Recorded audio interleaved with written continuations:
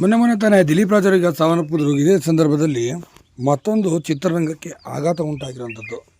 ಹೌದು, ಈ ಆಘಾತದಿಂದ ಮತ್ತೊಂದು ಸಾವಾಗಿರುವಂಥದ್ದು ಈಗ ಕನ್ನಡ ಸಿನಿಮಾ ರಂಗದಲ್ಲಿ ಅಂತಲೇ ಹೇಳ್ಬೋದು ಸ್ನೇಹಿತರೆ.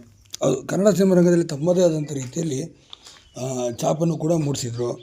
ಇನ್ನು ಸಾಕಷ್ಟು ಹೆಸರು ಕೂಡ ಮಾಡಿದಂತಹ ಅತಿ ದೊಡ್ಡ ನಟರು ಅಂತ ಕೂಡ ಇವ್ರನ್ನ ಹೇಳ್ಬೋದು. ಸುಮಾರು 550ಕ್ಕೂ ಅಧಿಕ ಸಿನಿಮಾಗಳಲ್ಲಿ ಅಭಿನಯಿಸಿದಂಥ ಈ ಕಲಾವಿದರು ಇದೀಗ ಕೊನೆ ಸೆಳೆದಿದ್ದಾರೆ ಅನ್ನೋ ಮಾಹಿತಿ ಬರ್ತಾರಂಥದ್ದು. ಹಾಗಾದರೆ ಯಾರು ಅಂತ ನೋಡಿದ್ರೆ ಶಿವರಾಮ್ ಅವರು ಚಿತ್ರರಂಗದಲ್ಲಿ ತಮ್ಮದೇ ಆದ ರೀತಿಯಲ್ಲಿ ಸಾಕಷ್ಟು ದೊಡ್ಡ ಮಟ್ಟಿಗೆ ಹೆಸರು ಮಾಡಿದಂಥ ಕಲಾವಿದರು. ಇನ್ನೂ ಅಂತಿಂಥ ಅತಿ ದೊಡ್ಡ ನಟರು ಇದೀಗ ಕೊನೆ ಸೆಳೆದಿದ್ದಾರೆ.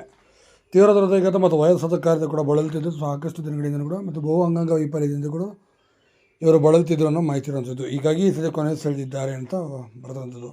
ಕನ್ನಡ ಸಿನಿಮಾ ರಂಗದಲ್ಲಿ ತಮ್ಮದೇ ಆದ ರೀತಿಯಲ್ಲಿ ದೊಡ್ಡ ಮಟ್ಟಿಗೆ ಅವರು ಹೆಸರು ಕೂಡ ಮಾಡಿಕೊಂಡ್ರು. ಆದ್ದರಿಂದ ಅತಿ ದೊಡ್ಡ ಕಲಾವಿದರಾದಂಥ ಇವರು ಈ ರೀತಿ ಕೊನೆ ಸೆಳೆದಿರೋದು